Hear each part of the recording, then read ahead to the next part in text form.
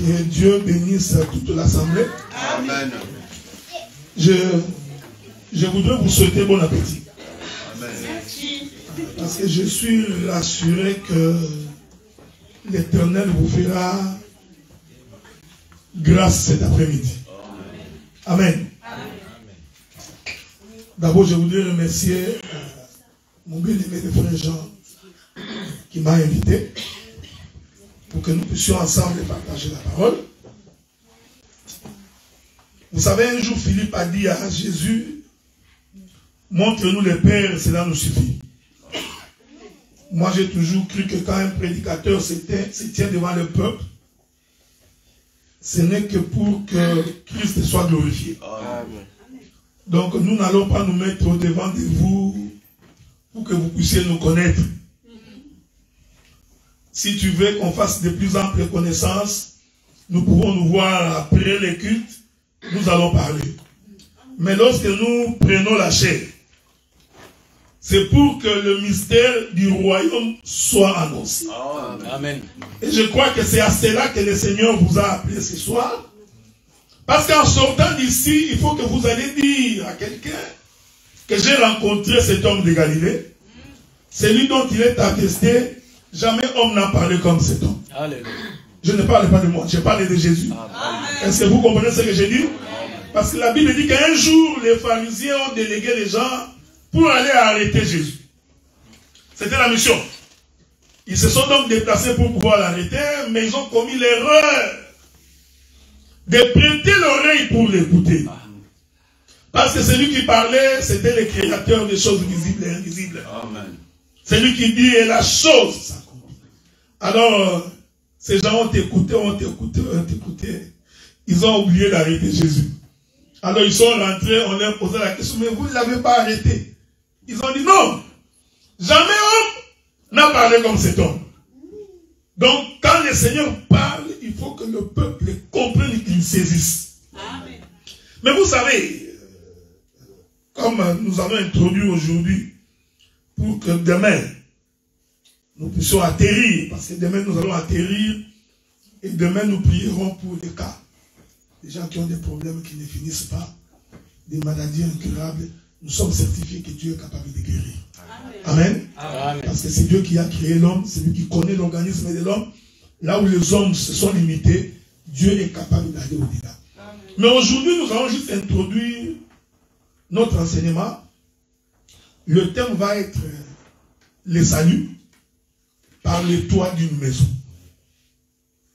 Donc, être sauvé par le plafond d'une maison. Alors soyez en paix parce que l'Éternel va vous aider. Mais j'ai toujours dit que répéter la Bible, ce n'est pas prêcher l'évangile. Donc quelqu'un qui répète la Bible, Dieu est bon, il est merveilleux. Il a marché sur le chemin de Capernaum. Dieu a visité Zachée. Dieu, ça c'est répéter la Bible. Ça ne donne pas la vie. Pour qu'il y ait la vie, il faut que l'écriture soit expliquée et interprétée. C'est à ce titre-là que nous allons lire quelques écritures. Première écriture.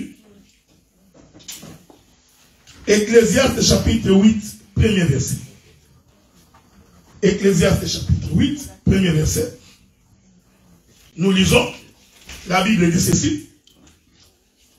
Qui est comme les sages et qui connaît l'explication des choses. La sagesse d'un homme fait briller son visage et la sévérité de sa face est changée. L'homme sage devrait avoir l'explication des choses. Amen. Amen, amen. Amen. Je voudrais que vous soyez dans la joie. J'ai l'impression que c'est comme si vous n'êtes pas content d'être dans la présence du Seigneur. Vous savez, Dieu a dit à Caïn, Caïn, si tu as bien fait, relève la tête. Ok? Quelqu'un qui est dans la joie, il doit lever sa tête. Donc pendant que nous sommes ici, arrête de penser au fou. Arrête de penser à la bouffe. Concentre-toi parce que nous allons parler des choses du royaume. Je vais ajouter une autre écriture.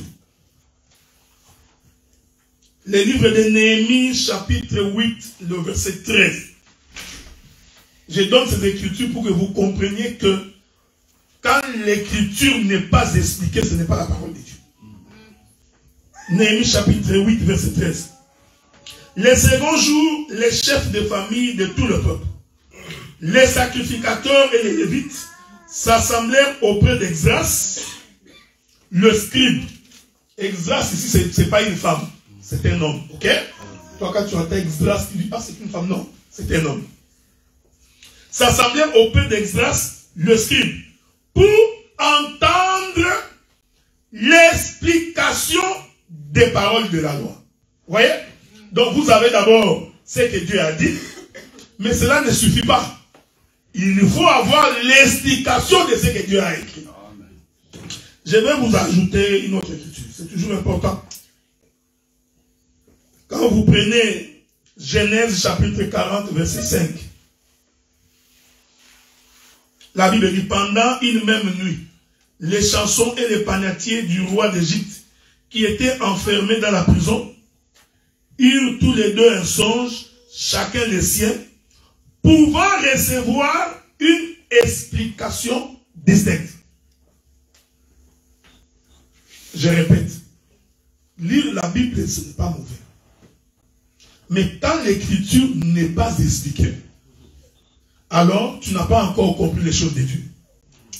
Voilà pourquoi l'Éternel Dieu a établi ce qu'on appelle le ministre de la parole, pour que le ministre de la parole soit capable d'expliquer l'écriture. Est-ce que vous voyez? Donc Dieu, c'est là où j'insiste pour dire, il n'appartient pas à tout le monde d'expliquer l'écriture. Tu peux bien lire ta Bible, comprendre le français. J'ai toujours dit que même la Bible ne se comprend pas en français. Amen. Parce que la Bible est un langage du ciel. Il faut que tu sois capable de comprendre les langages du ciel. Amen. Parce que si ce n'était que question de français, alors Macron serait le premier à aller au ciel. Parce qu'il maîtrise le français mieux que moi. Malheureusement, comprendre les choses de Dieu, c'est saisir la pensée de l'écriture. Jésus a dit aux pharisiens, pourquoi ne comprenez-vous pas mon langage? Cependant, Jésus parlait araméen. Donc, ces gens-là écoutaient Jésus dans leur langue, mais Jésus leur a dit non. Ici, le problème, c'est de comprendre les langages. Est-ce que vous me suivez? C'est ce qui va nous différencier de beaucoup d'églises, de beaucoup de communautés. Parce que Dieu nous fait grâce de saisir la pensée de l'écriture. J'ajoute une dernière écriture pour une meilleure compréhension dans le livre de Daniel. Daniel chapitre 2, le verset 4 et le verset 5. L'écriture dit, les Chaldéens répondirent au roi en langue araméenne. Ô roi, vis éternellement, dis les songes à tes serviteurs et nous en donnerons l'explication. Le roi reprit, la parole est dite aux Chaldéens, la chose m'a échappé. Si vous ne me faites pas connaître les songes et son explication, vous serez mis en pièces. Vos maisons seront réduites en un tas d'immondices. Prenons toujours Daniel chapitre 2. Écoutez, le verset 16. Daniel s'est rendu vers le roi, les pria de lui accorder du temps pour donner au roi l'explication. Maintenant, regardez le verset 25. Arjoc conduisit promptement Daniel devant le roi, lui parla ainsi. J'ai trouvé parmi les captifs de Juda un homme qui donnera l'explication au roi. Maintenant, le verset 29 et le verset 30, c'est là que je vais finir.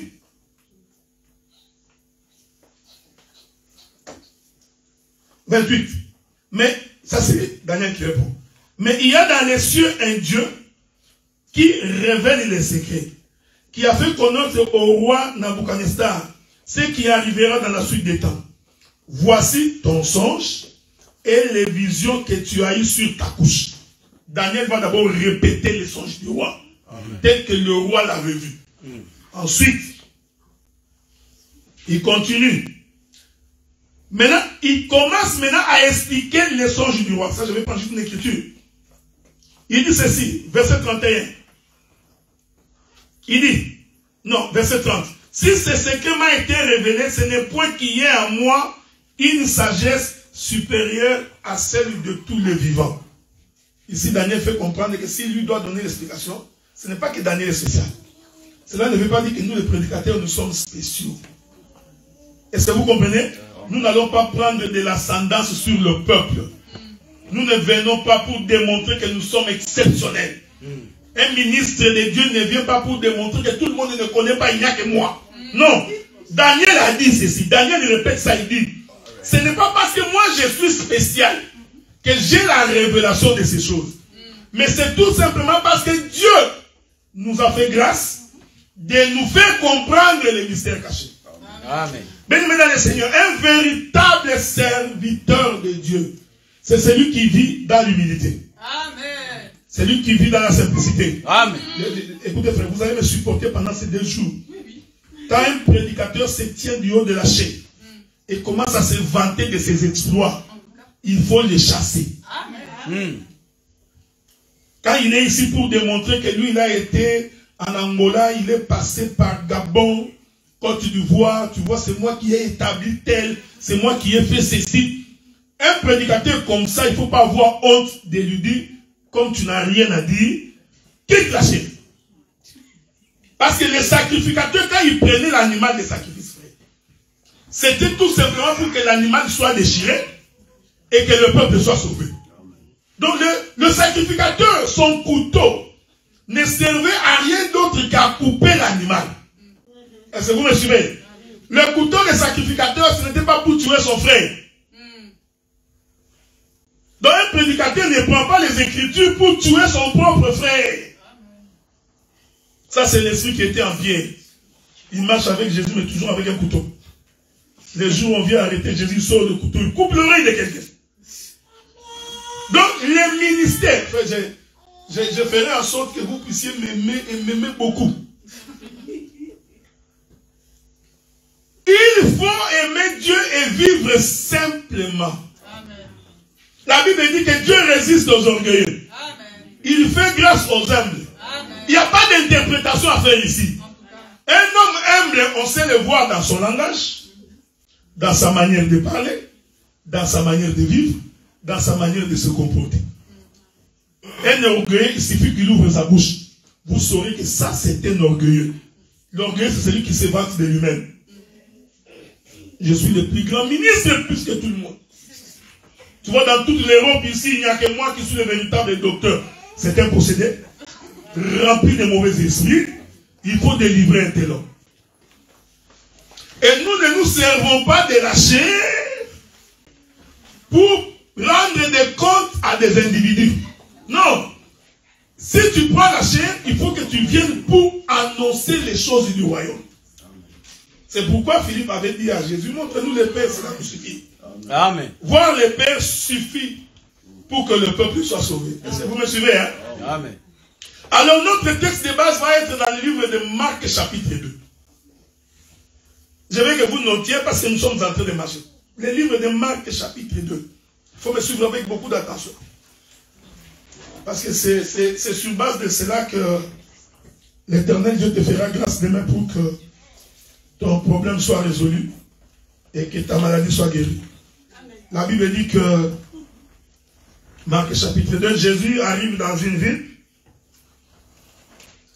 et en arrivant là-bas, il va entrer dans une maison.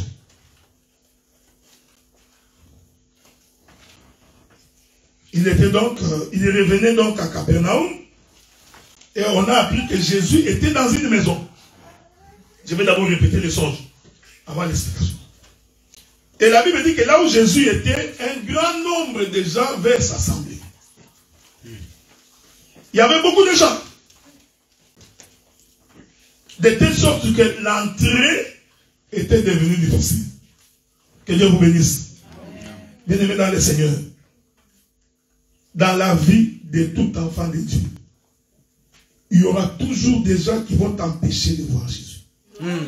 Il y en aura toujours. il y aura toujours des gens qui te combattront pour que tu ne voies pas la main de Dieu.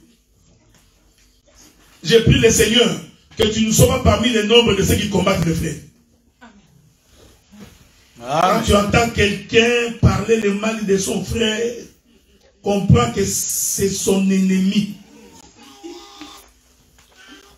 Quand tu entends quelqu'un ne dire que le mal de sa sœur, comprends que cet homme ici n'a pas reçu la visitation de Dieu. Je répète ça, frère. Un véritable frère, une véritable sœur ne critique pas, ne parle pas le mal de son frère. Si ton frère a péché, l'écriture dit va vers lui. C'est très important. Mais dans cette maison, Jésus s'y trouvait, frère. Mais malheureusement, il y avait beaucoup de gens dans cette maison. Vous savez, le nombre de personnes qui viennent à l'église ne détermine pas la position de ce que tu es vis-à-vis de Dieu. Alors la Bible dit que ce jour-là, il y a eu des gens qui ont amené un paralytique. Je voudrais attirer votre attention. Les textes, vous lisez des fois que vous ne vous rendez pas compte. Les gens qui ont amené ces paralytiques étaient au nombre de 4. Est-ce que vous me suivez, hein? Je vais dire ça. C'est le verset 3. Verset 3, disons. L'Écriture dit, des gens vinrent à lui, amenant un paralytique porté par 4 personnes. Premier élément à retenir, ce paralytique-là, je ne sais pas comment, je ne sais pas s'il pesait beaucoup. S'il avait plus de 5 kilos comme moi, ça je ne sais pas. Mais je sais au moins que ce paralytique-là était porté par 4 individus. Est-ce que vous me suivez? Amen. Donc, premier élément à retenir, c'est que quand nous parlons d'un paralytique, nous parlons de quelqu'un qui n'a pas les pieds. C'est-à-dire de quelqu'un qui ne marche pas. Or, le paralytique, en d'autres termes, c'est celui qui est stationnaire. Mais cet homme ici paralytique, qui était stationnaire, est donc porté par 4 individus. Comme nous portons l'évangile du Seigneur, il faut que nous ayons la capacité d'expliquer quel est ce paralytique porté par 4 personnes. Est-ce que vous voyez ça, frère? Amen. Que Dieu te bénisse. Parce que les aigles sont en train de voler. Amen. Et ils arrivent. Cela veut dire en d'autres termes, ces paralytiques-là, avec 4 pieds. Parce que les 4 individus constituaient les pieds du paralytique. Vous voyez ça? Donc, je voudrais répéter ça calmement parce qu'il y a des gens qui vont m'entendre pour la première fois. Alors j'essaie de faire un effort pour que la connaissance ne puisse pas t'échapper. Parce que si je vais vite, tu auras des difficultés pour me saisir. Donc nous comprenons que ces paralytiques-là, en réalité, étaient portés par 4 individus. Et les 4 individus constituaient les pieds du paralytique. Est-ce que vous voyez ça? Alors, ces individus, quand ils viennent avec le paralytique, ils cherchent des moyens d'entrer, ils trouvent qu'ils ne peuvent pas entrer parce que la maison est remplie de gens. Donc, la présence, j'aime ça, la présence de ces hommes, de tout ce monde-là,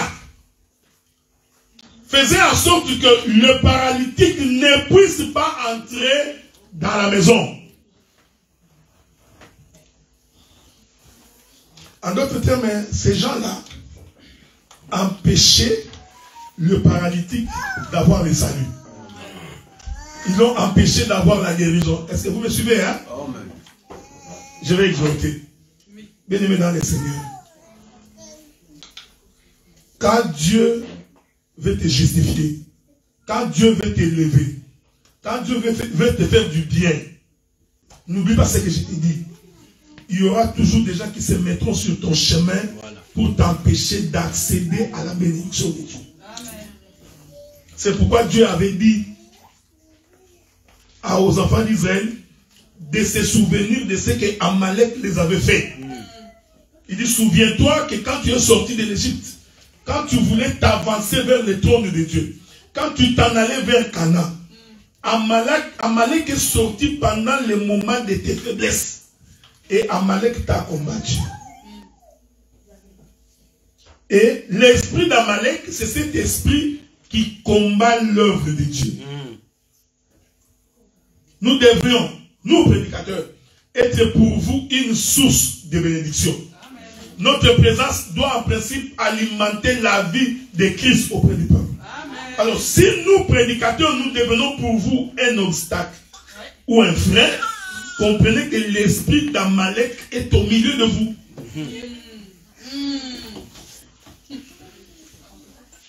Amalek est mort, mais son esprit existe jusqu'à aujourd'hui. Voilà. L'esprit qui te décourage pour venir prier. L'esprit qui te décourage pour venir écouter la parole. Cet esprit qui te dit, oh, t'inquiète pas, ils sont toujours comme ça, ceux-là qui prient. Dans tous les cas, ça fait des années que nous attendons que Jésus revienne. Ils ne reviennent pas. Même du temps de Noé, les gens ont dit ça. Il n'y a rien de nouveau sur la terre. Les gens du temps de Noé ont dit, non, dans cette contrée ici, il ne pleut pas. Mais un jour, la pluie est tombée. Je voudrais vous rassurer que Jésus reviendra faire. Ne vous en faites pas. Jésus, il va revenir. Amen. Si tu as l'œil pour lire les signes des temps, tu verras que Jésus va revenir parce que la Russie est en train de pousser tous les pays européens à entrer dans l'Union européenne. Il y a des gens qui pensent que c'est gratuit. Hein? Finlande qui ne voulait pas entrer va rentrer bientôt. La Suède va rentrer. Tous les pays de la Scandinavie, ils ont eu tellement peur de ce qui arrive en Ukraine. Alors, tous veulent entrer dans l'Union européenne. Je vais vous donner, aujourd'hui, je vous donnerai quelques révélations. Parce que nous croyons que c'est Dieu qui fait ces choses. Amen. Oui, oui. Ce qui a été, c'est ce qui est. Vous savez qu'à l'époque, celui qui a assiégé Israël, c'était Rome. Hein? Ce sont les Romains qui ont assiégé les enfants d'Israël. Et tous les traités internationaux sont traités à Rome. Même pour l'OTAN, c'est traité à Rome. Les traités pour commencer l'Union européenne économique, ça a été traité à Rome. Il ne faut pas voir que ces choses sont gratuites. Ils ont commencé par l'Union économique européenne. Ensuite, ils ont créé ce qu'on appelle l'OTAN, qui est une armée européenne. Maintenant, tout ce qui leur reste, c'est le pouvoir politique. Donc, ce qu'on appelle aujourd'hui la mondialisation. Je vais vous dire toute la vérité, bien aimés dans le Seigneur, parce qu'on a l'occasion de vous parler. Regardez comment, parce qu'à l'époque des Romains, les Romains avaient pour mission d'assujettir tout le monde. L'esprit de conquérir toute l'humanité. Ou tu es Romain, ou tu es barbare. Et si tu es barbare, l'épée va te poursuivre. Est-ce que vous me suivez? Amen. Mais Rome est en train de naître. Rome est en train de naître dans ce qu'on appelle aujourd'hui la démocratie. Tous les pays doivent être démocrates. Ceux qui ne sont pas démocrates, ils auront la foudre de tous les démocrates. Cependant, vous avez des pays comme la Libye, qui était un pays prospère, mais qui n'avait pas un président démocrate. Mais comme le diable, la bête est en train de se former. Il faut que tout le monde rentre dans ce qu'on appelle le système mondial. Et dès que le pouvoir politique va être dressé, l'antichrist va se mettre en place. Tout, j'ai dit, bien aimé, parce qu'on n'a pas le temps.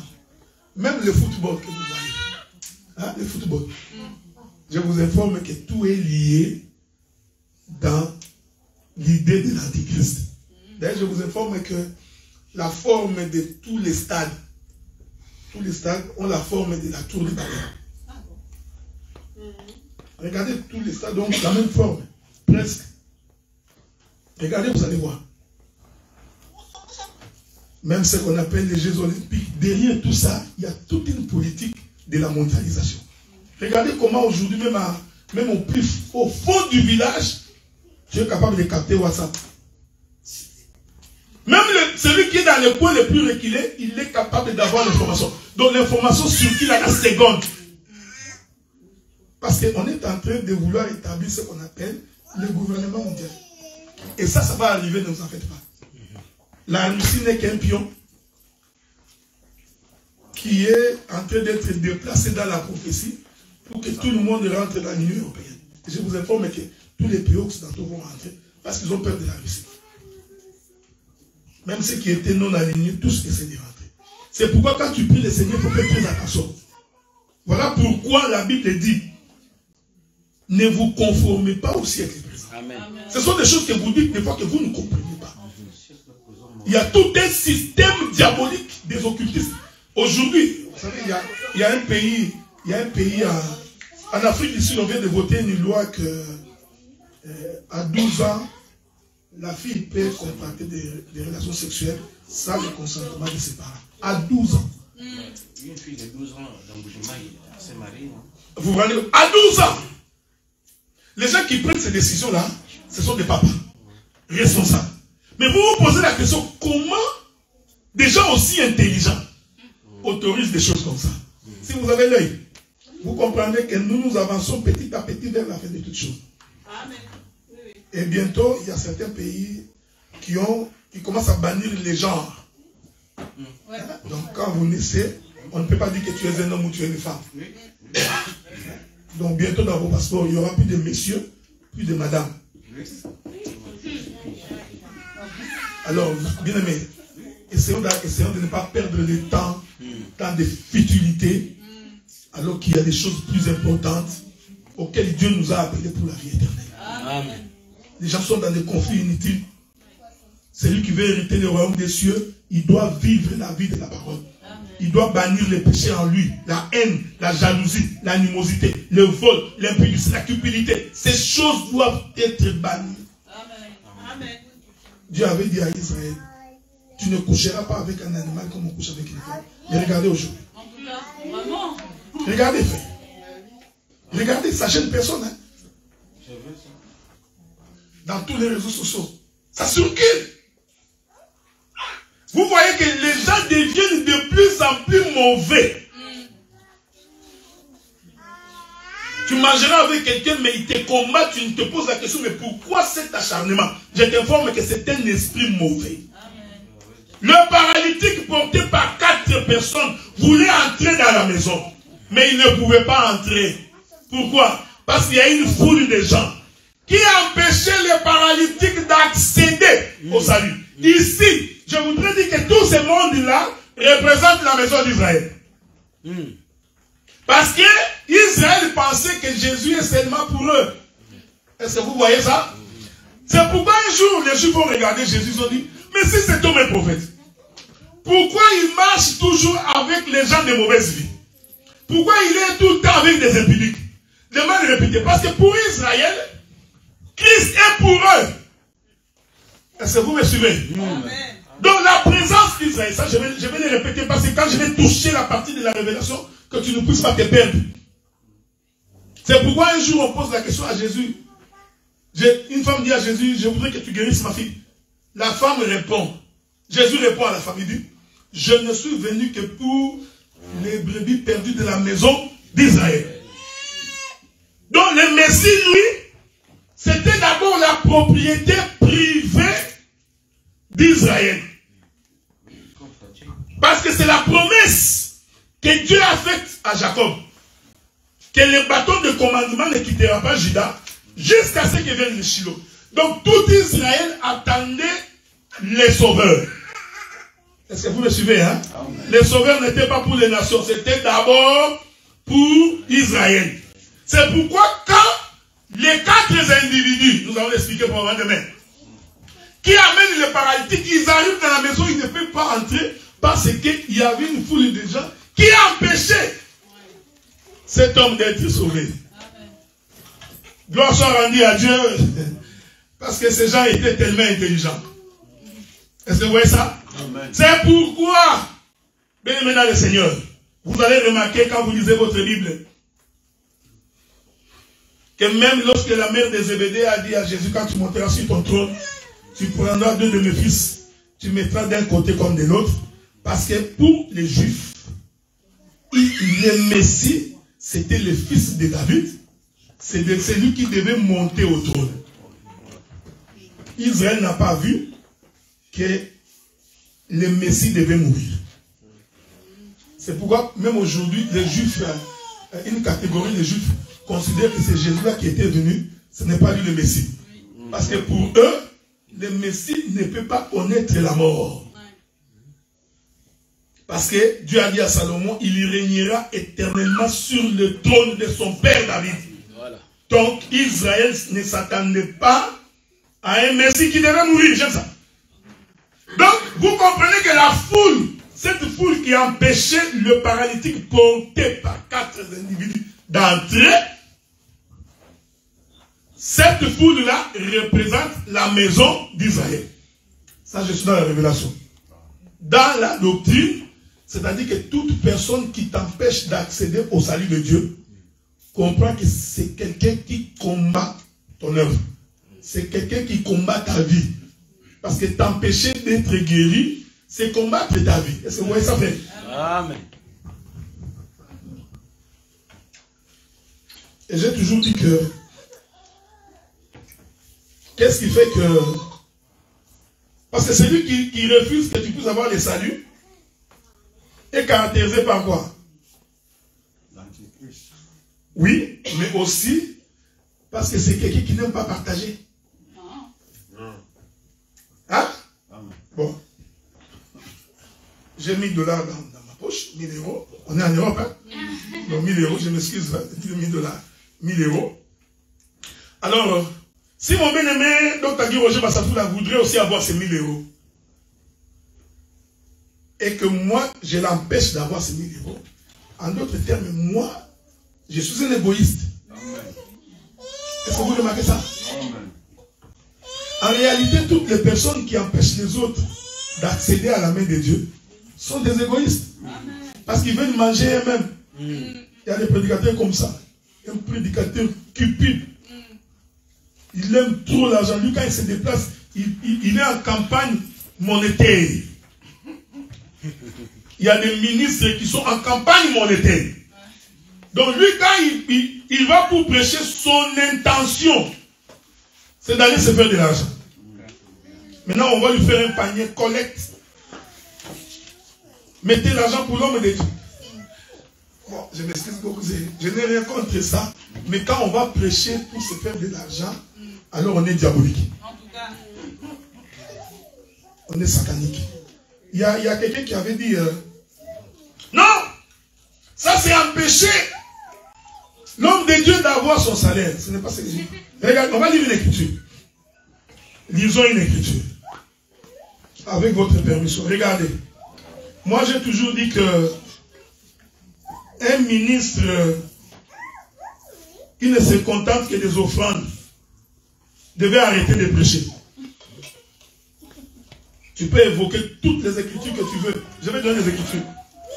Un ministre qui refuse de travailler pour qu'il soit en train de bouffer là. C'est pourquoi, quand on touche la question de la Bible, l'homme est allergique. Il est pris. Là, vous voyez la doctrine, il fait la... Non, c'est sa cupidité qui nous fait parler. Il y en a d'autres, ils ne veulent pas qu'il y ait 3 ou 4 prédicateurs. Parce qu'il s'est dit, si on est 4, on va commencer à se partager les offrandes. Des voleurs! Il va te combattre d'année en année pour que tu ne deviennes pas prédicateur. J'ai dit, frère, les ministres d'aujourd'hui qui refusent de travailler doivent arrêter de prêcher. Lisons l'écriture. Nous prenons le livre de Josué. Josué chapitre 14. J'ai lu le 4e verset. Regardez. Les fils de Joseph formaient des tribus, Manassé et Ephraïm. Et l'on ne donna point de part aux Lévites dans le pays. Si ce n'est des villes pour habitation, premier élément. Est-ce que vous voyez l'écriture? Et les banlieues pour leurs troupeaux et pour leurs biens. Ah, donc les Lévites en Israël, non seulement qu'ils mangeaient l'offrande, mais ils avaient aussi les banlieues. Et la Bible dit pourquoi les Lévites avaient un banlieue. C'était pour élever les troupeaux. C'est-à-dire à un moment donné, s'il n'y a pas à manger dans la maison du Lévite, il va aller récupérer une brebis dans son troupeau et il va manger. Donc, les Lévites, les sacrificateurs, ils ne mangeaient pas seulement les pauvres, l'estomac ou la cuisse. Non. Quand le peuple a amené l'animal de sacrifice, il y avait une partie qui montait sur l'autel, il y avait une partie que les sacrificateurs mangeaient. Mais Josué nous fait comprendre qu'il n'y avait pas que ça. Il avait aussi les banlieues où il élevait les troupeaux. Donc un ministre peut élever les troupeaux. Voilà. Amen. Vous voyez ça, frère? Amen. Donc, malgré ton exercice ministériel, il faut avoir une source de revenus. Ça va éviter que tu sois ridicule comme tu es ridicule. Là, beaucoup des hommes de Dieu sont devenus ridicules à cause de la... Frère, je vais vous dire la vérité. Dieu a en horreur la pauvreté. Est-ce que vous voyez ça?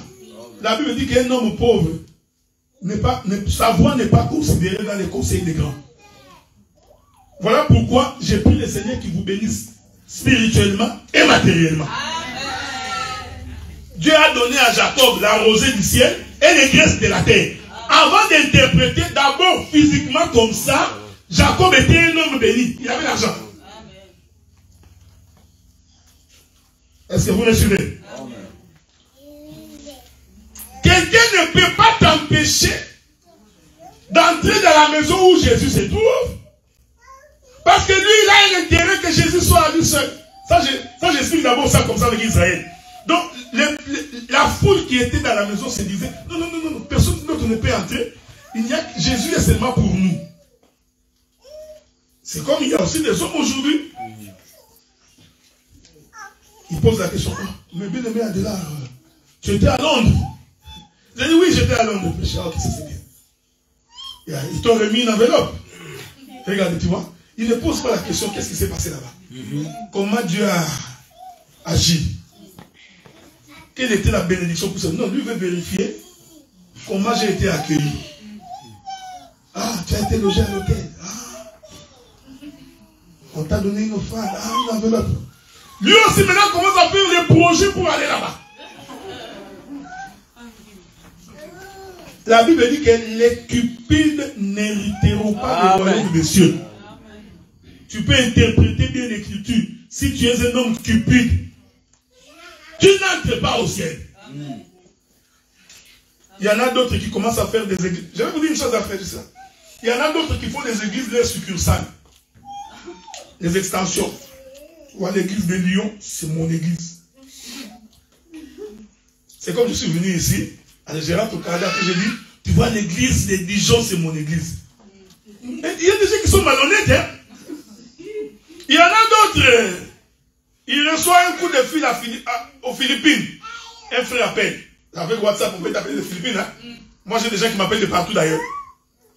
Un frère qui appelle aux Philippines. Oh, bien aimé docteur Adela, comment ça va? Nous sommes bénis par tes prédications. Blablabla. Que Dieu soit loué.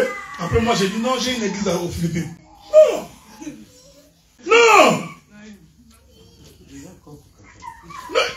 Parce que pour lui, dès qu'il a 2-3 frères dans une contrée, c'est une occasion pour commencer à demander l'argent.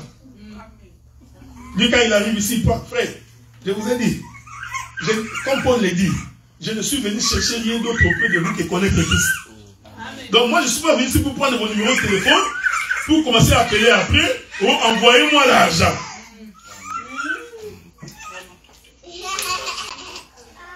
Ah, Jésus a dit, je vous envoie 2 à 2. Allez entrer dans les maisons des enfants d'Israël. Écoutez ce que Jésus dit. Ne réclamez rien. Mais ce qu'on vous donnera, prenez. Vous voyez, ne réclamez rien. Un bon ministre ne réclame rien. Amen. Même si on te donne 5 €, tu bénis le Seigneur. Amen.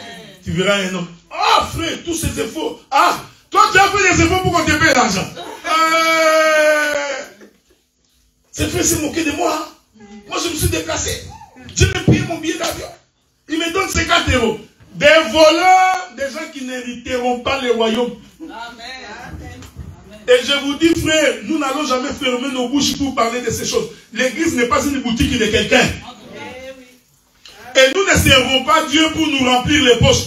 Je vous ai donné l'écriture que les Lévites, les sacrificateurs avaient des banlieues. Là, c'est vous en affaire. Vous serez respecté. Vous savez, frère, quand on te critique, tu seras la dernière personne à être informée de ce qui se passe. Toi, tu passes avec ta cravate là, tu bombes les torses. Il y a des gens qui disent un mendiant. Un mendiant tout fait. Il ne veut pas sentir l'odeur de l'argent qui passe quelque part. Ouais, pour entrer dans cette maison, il y a une foule de gens qui ont empêché ces paralytiques d'être sauvés. Ce que je voulais te dire, bien aimé dans le Seigneur, c'est qu'il y aura toujours des gens qui vont vous empêcher de servir le Seigneur. Il y aura des gens qui vont vous décourager dans cette église. Prétendant que tel n'est pas ceci, tel n'est pas cela, tel n'est pas ceci. Tout ça, c'est pour vous prendre. Je crois, lisons une écriture. Il y a une écriture, je vais lire cette écriture. Écoutez, vous savez, la Bible répond à toutes ces questions. Attendez, je vais vous lire ça.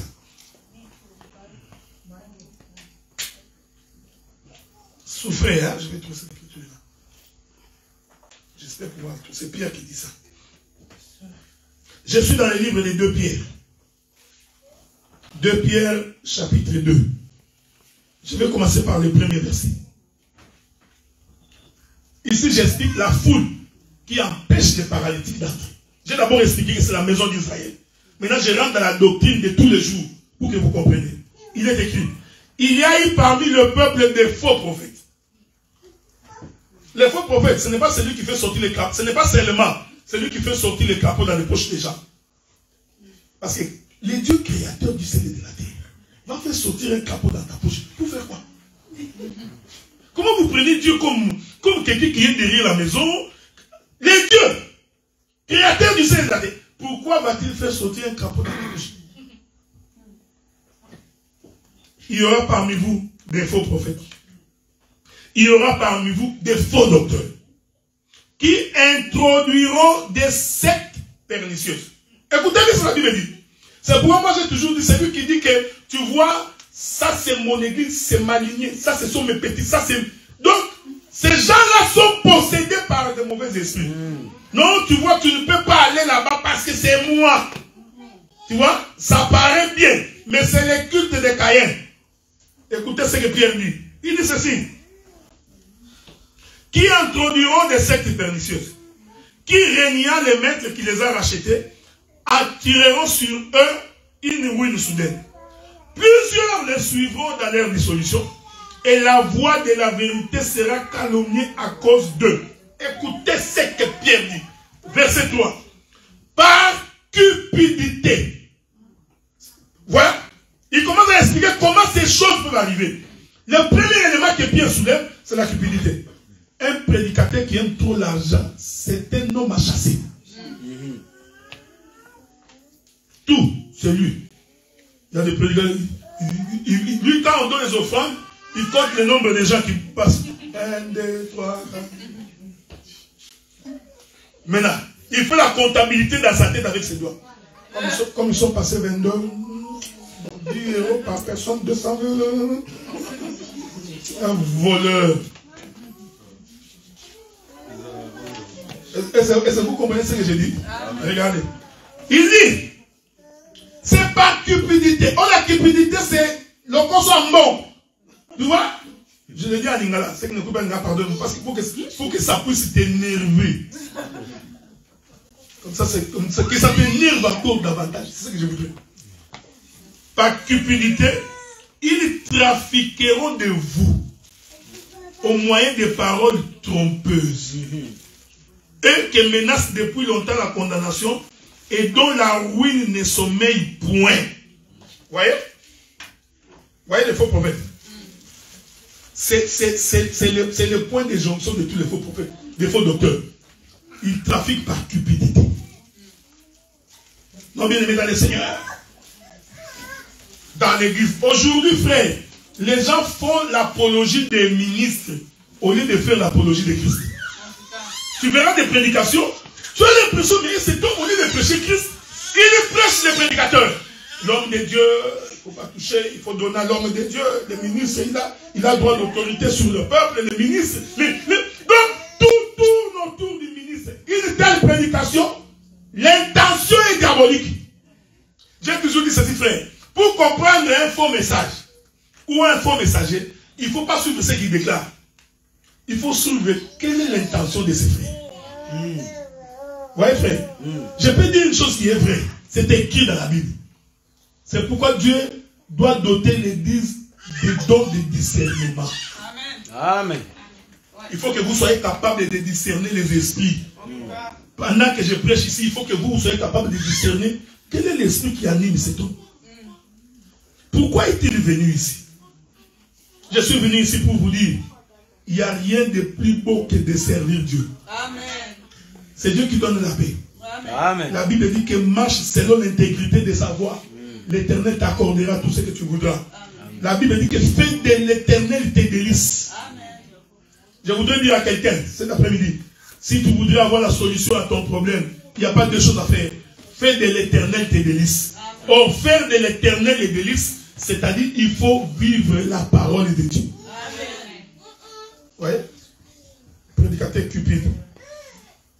C'est pourquoi vous voyez les gens se battent. Les gens se battent pour la chair. Non, il ne faut pas qu'ils prêchent là. Non, il ne faut pas qu'ils... Parce qu'ils pensent que prêcher, ce sont les offrandes. Tu vois? C'est ça la philosophie de tout. Presque la majorité déjà. Là, il va te dire, il y a des expressions, hein, dans les assemblées de saints. Ah, tu étais à Jérusalem. Est-ce que tu as amené l'offrande des prophètes? Parce que quand tu viens dans la ville, il faut visiter les anciens de la ville. C'est écrit. Mais son intention de visiter les anciens là, c'est pour que tu donnes l'argent. Il est merveilleux. Israël a empêché les paralytiques d'obtenir le salut. Donc nous comprenons que le paralytique, lui, il n'était pas Israël. Est-ce que vous me suivez, hein? Parce que quand vous allez comprendre ça, quand nous poserons les 4 pieds de ces paralytiques, vous allez très bien voir. Alors, ces gens-là, ils se sont imaginés, ils ont dit, bon, puisque nous ne pouvons pas entrer dans cette maison, nous allons ouvrir un trou dans les toits. Est-ce que vous voyez ça? Amen. Donc, ils ont compris que non, puisque nous ne pouvons pas entrer, il est merveilleux. Pour que cet homme qui était représenté par les nations ne pouvait pas entrer par la porte. Parce que la foule remplissait la maison, il n'y avait pas d'accès. J'ai expliqué que cette foule-là, c'est la maison d'Israël. Maintenant, qu'est-ce que les paralytiques font? Ils vont monter sur la maison. Arrivés à la maison, ils vont ouvrir un orifice. Est-ce que vous voyez ça? Donc, l'orifice, c'est une brèche qui a été ouverte pour permettre à ceux qui étaient dehors d'entrer. Je vais répéter ça. Hein? Ma bien-aimée soeur, ça va, hein? Ça t'arrive, hein? Tu vas aimer l'évangile, regardez. Que Dieu soit loué. Est-ce que vous me suivez? Qu'est-ce qui s'est passé pour ces paralytiques? Ils ne pouvaient pas entrer parce que tout était barricadé. La porte était fermée. Maintenant, les gens qui portaient ces paralytiques, ils se sont dit, bon, pour permettre à ce que nous entrions avec ces paralytiques. Parce que le problème, ce n'était pas eux. Le problème, c'était les paralytiques. Vous voyez, celui qui n'avait pas les pieds. Qui devait entrer. Maintenant, comment va-t-il entrer? Il dit, non, non, non, non. Alors, il faut qu'on lui trouve un chemin. Il faut qu'on lui trouve une brèche. À partir de cette brèche-là, nous ferons entrer les paralytiques. Est-ce que vous me voyez? Je voudrais dire à quelqu'un, parce que j'ai l'habitude de quand je monte, je descends. Parce qu'une prédication qui ne descend pas aura des difficultés pour aller ramasser les petits. Bien-aimé dans le Seigneur, quand Dieu t'agrée, quand Dieu veut te sauver, il va ouvrir la porte là où il n'y avait pas de porte. Les dieux que nous servons, parce que je vous donnerai la porte bientôt. Les dieux que nous servons, il est capable de se frayer un chemin là où il n'y avait pas de chemin. Amen. Parce qu'il voulait accorder le salut à quelqu'un. Alors les hommes ont dit, non, nous allons monter au toit de la maison. Je vais appeler une écriture. Je vais appeler une écriture. Souffrez avec moi que je trouve une écriture dans les livres des Proverbes. Souffrez, je ne sais pas si j'ai trouvé cette écriture-là. Ça fait longtemps que je l'ai lu. Ah, voilà. Je prends le livre de Proverbes, chapitre 29. Non, chapitre 21. C'est bizarre quand on vieillit, hein. Sans lunettes, on ne peut plus lire. C'est avec les... J'aime ça, c'est merveilleux. Vous savez, quand le premier élément qui t'éprouve que tu commences à vieillir, c'est les yeux. On va revenir ici. Parce que quand tu es jeune, tes yeux sont vus. Donc, les jeunes, lui, ils voient partout. Il est merveilleux. C'est pourquoi quand tu vois quelqu'un qui court derrière les femmes, tu comprends que c'est un jeune. Il a encore les yeux pour voir. Vous voyez? La Bible dit qu'on n'accorde pas la royauté à un jeune. Ici, les jeunes, ce n'est pas 21. Non. J'aime ça. Les jeunes ici, c'est un coureur de jupons. Ça, ce n'est pas moi. Écoute, ce n'est pas moi. Un jour, Jésus regarde Pierre. Il dit, Pierre, quand tu étais jeune, tu conduisais tes pas comme tu voulais. Ah, donc, les jeunes, c'est celui qui se conduit par lui-même. Tu vois, quand le désir de lâcher te pousse là, je vais aller faire ceci. Je vais encore faire ceci. Frère, si tu viens avec moi, tu ne me connais pas. Hein? Je vais te taper. Vous voyez, cet homme-là, il est encore jeune. Alors, Jésus dit à Pierre, mais quand tu deviendras vieux, on te mettra la ceinture à la hanche. Et on va t'entraîner là où tu ne veux pas. Donc nous comprenons que quand Paul avait dit, ce n'est plus moi qui vis, c'est Christ qui vit en moi. Paul voulait dire, je suis un vieux, j'ai une ceinture autour de ma hanche. Amen. Vous voyez ça, frère, hein? Remarquez. C'est pourquoi Éphésiens dit, ayez à vos reins la ceinture comme vérité. Donc, quand on devient vieux, on ne voit plus très bien. C'est pourquoi Abraham a eu Isaac dans sa vieillesse. Isaac, pour bénir Jacob, c'était dans sa vieillesse. Il ne voyait pas bien. Il a même dit, la voix que j'entends là, c'est Jacob. Isaac savait que c'est Jacob. Son problème, c'est qu'il était devenu vieux. Vous savez, quand on est devenu vieux, le peuple accède à la maison. Tu vois quand on est devenu vieux, le vieux peut s'asseoir ici. Tu peux entrer. Il ne te voit pas. Qu'est-ce qui fait ça? C'est la vieillesse. Il est merveilleux. C'est vrai ça? Amen. Mais quand il était jeune, sauf. Mais quand il est vieux, il est merveilleux. C'est pourquoi sur la croix, bien aimé dans le Seigneur, Jésus était devenu vieux. Amen. La mort de Jésus, c'était sa vieillesse. Amen. Comme il était devenu vieux, maintenant nous qui étions étrangers, nous qui ne pouvions pas entrer au temps de la loi, la vieillesse de Jésus nous a donné accès. C'est vrai ça? Bon, maintenant que vous avez saisi, vous allez maintenant comprendre que les trous, c'est vrai, c'est vrai. Les trous là qu'on a ouverts sur le toit de la maison, c'était la croix. Bon, je vais essayer de... Maintenant, je vais vous donner l'écriture que j'ai cherchée, non? C'est pas mauvais. Proverbe chapitre 21.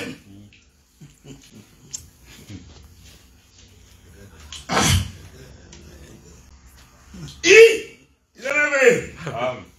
Vous savez, nous, quand nous prêchons comme ça, nous avons des thèmes.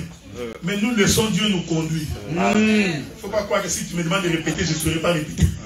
Moi, je fais confiance à l'Éternel. C'est pourquoi j'ai toujours dit que quand tu es un bon ministre, il faut prendre le temps d'abord de lire beaucoup.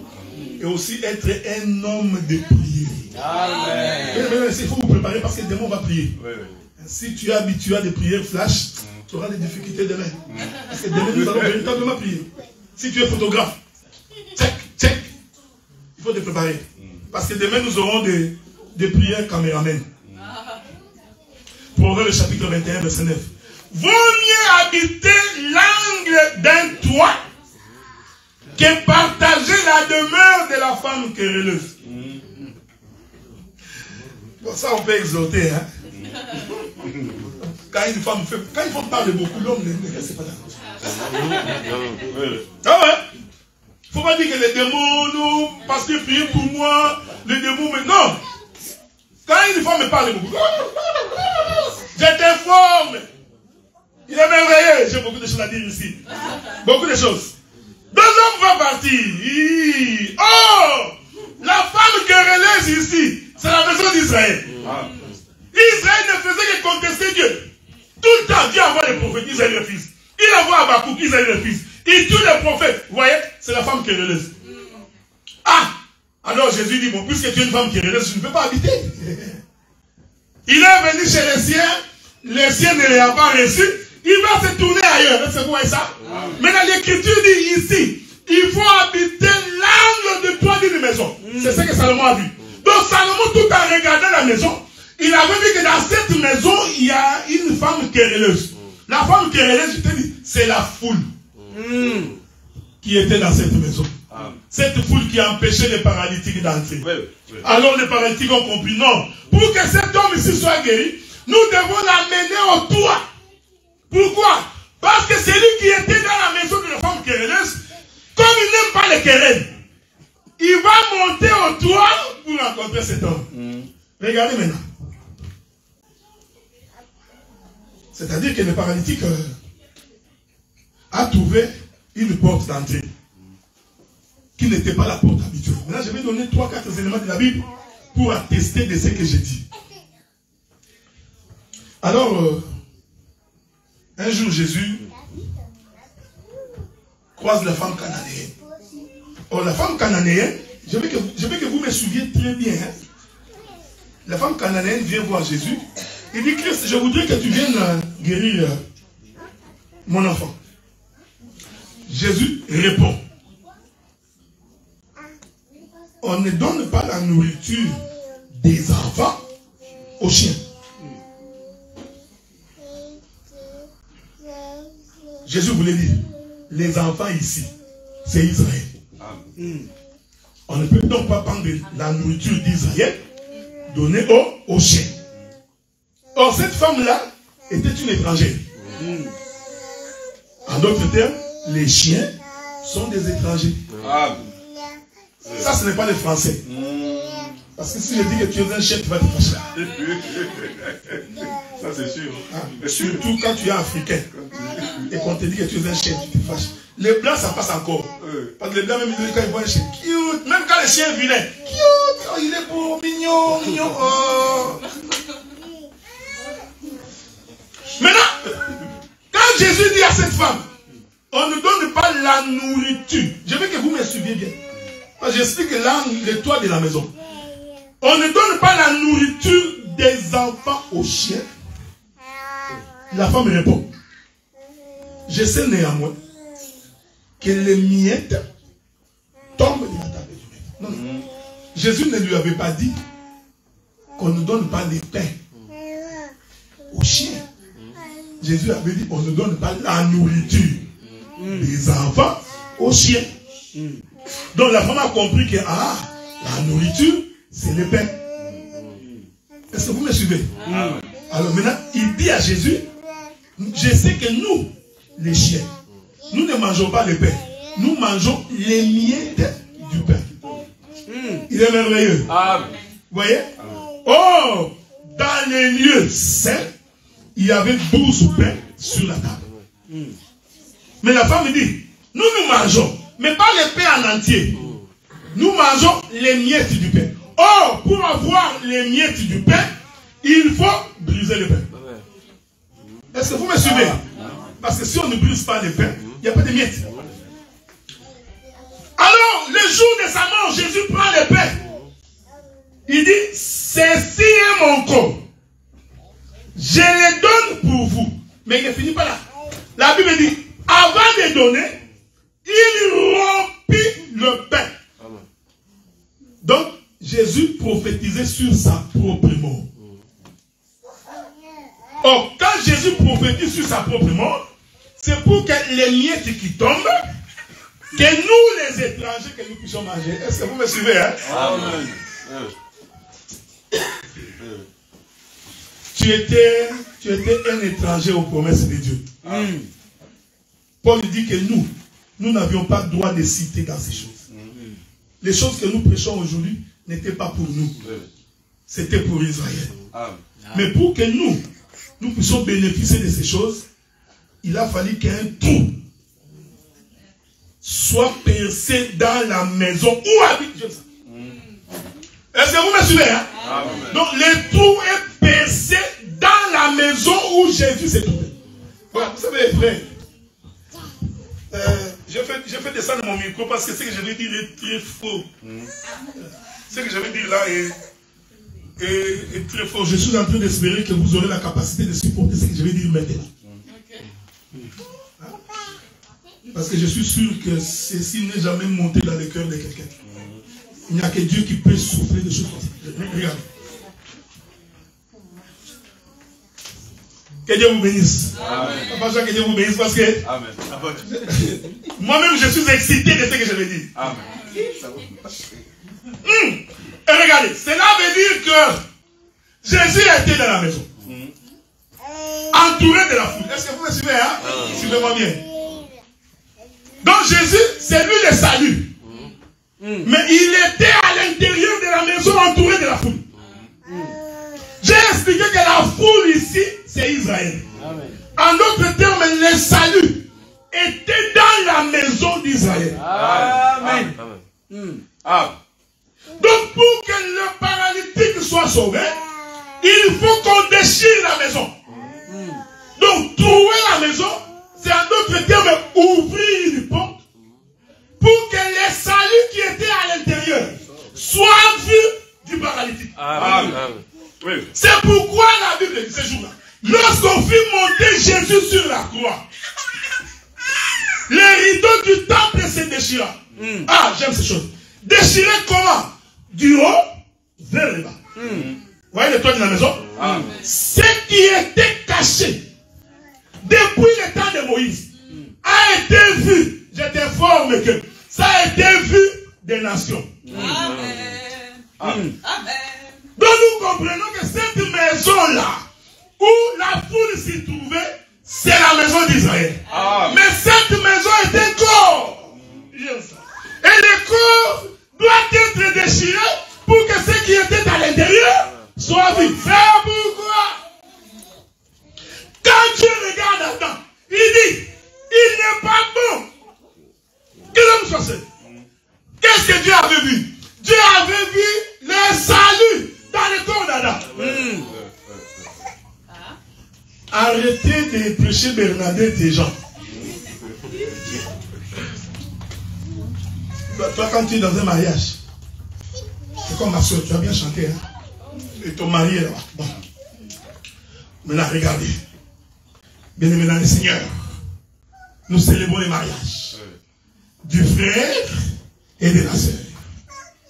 Le frère et la sœur, c'est la côte du frère. C'est faux. Okay? La femme n'a jamais été la côte d'un homme physique. Frère, ça c'est faux. Parce que même si on prend un frère, on ouvre ses côtes, il n'y a pas une côte de l'homme. Il faut arrêter de prêcher comme ça. On vous encourage seulement. Mais vous n'êtes pas un. Vous êtes deux. D'ailleurs, il y a une femme qui est ici, son mari est resté à la maison. Donc s'ils étaient un, ils seraient ici tous les deux. Est-ce que vous me suivez? Donc quand Dieu regarde Adam, Adam c'était toute une maison. J'aime ça. Mais à l'intérieur de cette maison, il y avait l'os. Et c'est cet os-là qui est le salut de l'humanité. C'est cet os-là qui était dans Adam qui forme l'église. Est-ce que vous me suivez? Amen. Sans l'os, et vous ne serez pas créés. Hein? Donc, je vais dire ça autrement. Parce que vous savez, quand Dieu a créé Adam, qu'est-ce que Dieu a, quand il a créé Ève, vous savez ce que Dieu a fait, non? La Bible dit que Dieu a pris la côte, il a recouvert de la chair. C'est ce que l'Écriture dit. Maintenant, nous allons aider les enfants avec une pédagogie plus simple. Cela veut dire que la chair de Ève était déjà mais il lui manquait l'os pour avoir la forme. Vous voyez ça? Donc il a fallu l'os pour que Ève ait la forme. Donc sans l'os qui a été tiré d'Adam, Ève n'existerait pas. Donc si Ève est manifestée, c'est parce qu'on a retiré une côte d'Adam et c'est cette côte qui a formé la femme. Maintenant je vais attirer votre attention. Vous savez, quand Adam regarde Ève, écoutez ce qu'Adam dit. Voici l'os de tous mes os. C'est ce qu'il a dit. Hein? Il dit, quand il voyait Ève, Adam dit, voici l'os. Mais cet os-là, en réalité, c'est tous mes os. C'est l'os de tout. C'est ça qu'il a dit. L'os de mes os. Mais qu'est-ce que je voudrais dire? En réalité, dans la femme, il n'y a qu'un seul os. Mais cet os-là est le résumé de tous les os d'Adam. C'est ça l'église. L'église est le résumé de tous les prophètes. Donc, tout ce qui est Christ, dans toutes ses dimensions, se retrouve dans un corps qu'on appelle Ève. Et cette Ève-là, en réalité, c'est l'église. C'est pour dire ceci, frère. L'église, pour être debout, pour vivre, il n'a pas besoin de connaître Adela. Oui. C'est tout ça. L'église n'a pas besoin de connaître, tu vois, l'apôtre Jean-René. Que je salue en passant. Non, l'église n'a besoin de connaître que Christ. Amen. Rien d'autre, frère. Si quelqu'un s'approche dans ta maison, il faut vérifier qu'il ne te parle de rien d'autre que de la parole. J'ai toujours dit aux frères, nous sommes connus pour la parole. C'est la parole qui nous a réunis. Cela doit être l'objet de nos conversations de tous les jours. Amen. Je ne peux pas venir te voir pour te parler de Papa Jean. Ça ne me concerne pas. J'étais connu par la parole, nous parlerons parole. Parce que c'est ce qui forme la femme. Donc nous comprenons maintenant que la maison qu'on a trouée là, en réalité c'était le corps de Jacob, c'était le corps d'Adam, pour permettre aux paralytiques d'entrer. Est-ce que vous me suivez? Oh, cet orifice-là, c'est là que je vais finir pour aujourd'hui. C'est ça la croix. C'est pourquoi le trou a été fait dans les toits, qui est les lieux élevés. Oh, la montagne de Golgotha, là où on a crucifié Jésus, c'était sur une montagne élevée. Est-ce que vous me suivez? Maintenant, je vais finir par ici. Pour aujourd'hui, je m'excuse, j'ai débordé de 10 minutes. Alors un jour, ouais, même des exemples sont dans la Bible. Je n'ai pas besoin de dire que j'étais en Norvège. Dieu a fait ceci. Non. Frère, j'ai toujours dit aux frères, moi j'ai toujours refusé de prêcher les dieux des autres. Tu vois, Dieu a fait. Non. Il faut que tu aies le témoignage de ce que Dieu a fait dans ta vie. Toi, ton propre témoignage. Ok? Alors Moïse va dire à Dieu, Éternel Dieu, fais-moi voir ta gloire. Ça, c'est la prière de Moïse. Cependant, Dieu va répondre à Moïse. Personne ne peut voir ma face et vivre. Moïse n'a pas demandé la face. Moïse a demandé la gloire. Dieu interprète la gloire. Dieu veut dire, non, la gloire veut dire ma face. Parce que la face de Dieu, c'est la lumière. Tu vois, je suis le frère Adina. Pour que tu me connaisses bien, il faut que tu me voies de face. Donc ma partie lumière, c'est cette partie ici. Mais si tu viens par derrière, tu ne me connaîtras pas. Parce que là, tu ne me vois que des dos. Vous voyez, frère? Donc, mon dos, c'est les ténèbres. Ma face, c'est la lumière. C'est pourquoi l'Écriture dit, quand Dieu a frappé l'Égypte de ténèbres, la colonne était d'un côté lumière, de l'autre côté ténèbres. La partie ténèbres ici, c'est les dos de Dieu. La partie lumière ici, c'est sa face. C'est pourquoi David avait dit, Éternel Dieu, ne me cache pas ta face. Parce que si tu me caches ta face, je suis dans les ténèbres. Donc la colonne, c'est tout un homme qui a une face et qui a un dos. Amen. Oui. Alléluia. C'est pourquoi la femme qui avait la perte de sang, quand elle est venue pour toucher Jésus, l'Écriture dit qu'elle est venue par derrière. Donc elle est venue par les dos. Là, il n'avait pas encore vu Jésus. Mais pour être guéri, la Bible dit que Jésus se retourne. Pour regarder la face. Que la face de Dieu t'illumine, frère. Amen. Que Dieu éclaire tes voies. Que tu marches dans la sainteté de Dieu. Amen. Aimez le Seigneur. Moïse dit, Père, je voudrais voir ta gloire. Dieu dit, l'homme ne peut pas voir ma face et vivre. Alors je vais t'aider. Parce qu'il y a une façon pour voir. Il dit ceci. Ici, j'explique le trou. Ouais, frère, j'explique le trou qui a été fait au toit de la maison. Alors Dieu va dire à Moïse, toi Moïse, tu vas te tenir au creux du rocher. Bon, écoutez. Vous savez que Dieu a dit à Myriam et à Aaron, il a dit, s'il y aura un prophète parmi vous, c'est par des visions et par des songes que je vais parler. Mais Moïse, je parle avec lui face à face, comme on parle avec un ami. Donc c'est que Moïse voyait la face de Dieu. Mais pourquoi Moïse va encore demander à voir la face de Dieu? Vous voyez? Donc il y a deux choses qui se passent. Mais Dieu dit, c'est là que je vais finir. Moïse, tu vas te tenir au creux du rocher. Que Dieu vous bénisse. Amen. Ma soeur, que Dieu te bénisse. Ça va? C'est bon. On se verra demain aussi, hein? C'est bon. Je voulais me rassurer que tu es mon invité demain. Regardez. Pour qu'il y ait un creux dans un rocher, il faut frapper les rochers. Mais bien aimé. Parce que ça, c'est un rocher. Le creux, c'est comme un trou. Donc, pour que Moïse se tienne au creux du rocher, il faut que le rocher soit frappé. Ce que je voudrais dire ici, que l'Éternel a eu le temps de frapper le rocher jusqu'à trouver un trou pour permettre à Moïse de venir. Amen. Ici, frère, c'est Moïse là qui vient entrer dans le creux du rocher, c'est lui le paralytique. Amen. Amen. Amen. C'est Moïse là. C'est lui le paralytique. Parce que demain, je vais expliquer pourquoi il est porté par quatre. Hein? Je vous en faites pas. Oh, l'Écriture dit, Israël a bu dans un rocher, dans le désert. Ces rochers-là, c'est Christ. Donc nous comprenons que là où Moïse vient entrer dans un creux, c'est Christ. Ces rochers-là, c'est Christ. Mais le rocher doit être frappé. Si le rocher n'est pas frappé, il n'y a pas de trou. Il n'y a pas de trou. Vous voyez ça après?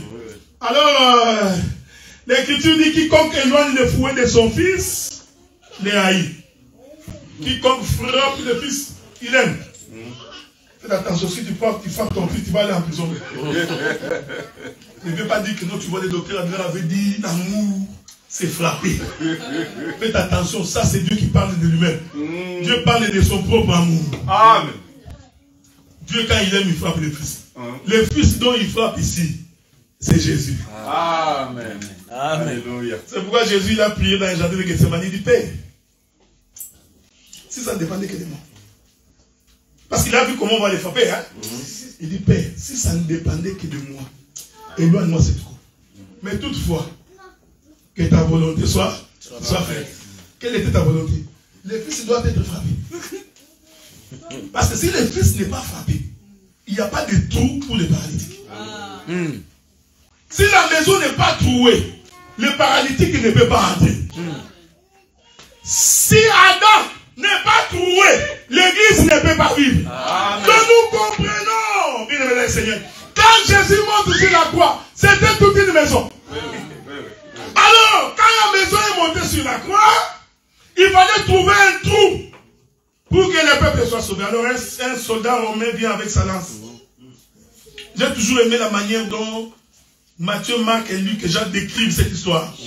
Ils disent que l'homme est venu, il a regardé les premiers. Il était déjà mort. Jésus était au milieu. Un homme normal, il aurait dû regarder les deuxièmes et regarder les troisièmes. Mais lisez votre Bible. Il regarde les premiers. Il saute l'homme du milieu. Quand il a regardé les premiers, il lui rompt ses os pour que le sang coule. C'est tout un sacerdoce. Il va voir les deuxièmes. Lui aussi n'était pas encore mort. Il voit les autres. Il voit d'abord les deux avant de venir voir les derniers. Hein? C'est pourquoi nous disons, frère, quand nous parlons des choses du royaume, à la loi et au témoignage, nous regardons d'abord la loi et les témoignages avant de venir vérifier Christ. Amen. Amen. C'est tout ça. Ne va pas, tu vérifies la loi. Directement, tu viens chez Christ. Non. Nous prêchons l'évangile des déserts. Donc, tu regardes les premiers. Oublie Jésus. Va d'abord regarder aussi les déserts. Alors, tu reviendras vers Jésus pour conclure. Si on observe les prophètes et que l'on observe les apôtres, alors nous pouvons avoir Christ. Il revient comme ça. Il trouve que Christ est déjà mort, mais il se pose un problème, il n'y a pas de trou. Or, quand le sang n'est pas versé, la vie est au-dedans du corps. Donc Jésus était encore vivant. Ça, je vais te scandaliser un peu. C'est pas moi. La Bible dit que tant que le sang est dans un corps, le corps est encore vivant. Donc pour que le corps meure, il faut que le sang qui est à l'intérieur sorte. Parce que la vie se trouve dans le sang. Donc ici, je voudrais dire de façon prophétique que quand ces soldats ont vu Jésus, en réalité, Jésus n'était pas encore mort. Pourquoi? Parce que son sang était encore à l'intérieur de son corps. Autant que le sang est dans un corps, les chiens ne peuvent pas boire du sang. Bon, pour que les chiens boivent du sang, il faut que le corps soit déchiré. Alors les soldats romains récupèrent sa lance. Opération césarienne. Parce que je t'informe que Jésus a accouché avec césarienne. Il ouvre le côté. Écoutez ce que la Bible dit. L'homme qui a vu, il a vu l'eau et le sang. Je vous pose la question. Qui avait vu? La Bible dit tout simplement que l'homme qui a vu, il a vu l'eau et le sang. Or, si quelqu'un se blesse, on ne peut pas voir l'eau et le sang séparés. À moins que ce soit une plaie infectée. Mais quand tu es blessé, on ne voit que le sang. Mais celui-là, celui qui a vu celui-ci, il a dit, moi, j'ai vu l'eau et le sang. Matthieu n'était pas là-bas. Quand Jésus mourait. Marc n'était pas là-bas. Luc aussi n'était pas là-bas. Ah, Jean était là. Donc il n'y a que des prophètes qui peuvent voir ce qui s'est passé sur la croix. Oh, bien aimé dans le Seigneur. Quand on perce le côté de Jésus, c'est ça les trous qui va nous permettre d'avoir le salut. Amen. Sans ces trous-là, Seigneur, sans cette mort-là, aucun de nous ne serait réuni en ces lieux ici pour célébrer le nom du Seigneur. Amen. Que l'Éternel vous bénisse. Amen. Que l'Éternel vous bénisse. Amen.